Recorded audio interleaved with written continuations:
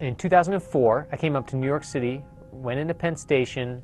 The man in front of me started complaining about the reception on his cell phone. We're 80 feet underground. He's bashing on his little device, and I'm thinking, you know, what we've forgotten, what you're forgetting, mister, is that this is a beautiful miracle. You're talking to somebody very far away with this little transmitter and this little receiver in this device, and we're forgetting that all around us, this electromagnetic radiation is carrying messages, and it's kind of an amazing thing. So I started a book. I wanted to try to capture the magic of hearing the voice of a stranger in a little device in your home, because for the history of humanity, that was a strange thing.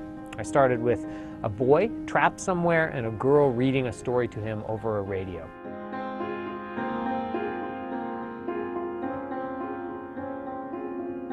I move primarily back and forth between two characters, a character named Marie-Laure, who lives in Paris. Her father is the locksmith at the Natural History Museum in charge of an enormous amount of locks. As the Germans come in, he's in charge of getting out of the city with something that may or may not be an extremely valuable diamond.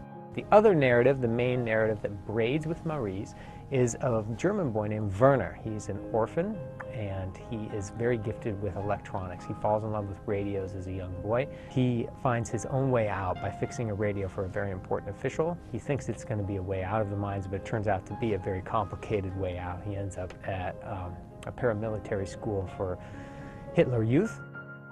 For me, I wanted to have a book that reminds us of the magic of radio. So I wanted, first and foremost, to conjure this time when the voice of a stranger, particularly if it's a propagandist, somebody hammering this nationalism into the heads of poor people like was happening in Germany leading up to the war in the late 30s. That kind of power, especially over a child's mind, I wanted to try to capture in the novel.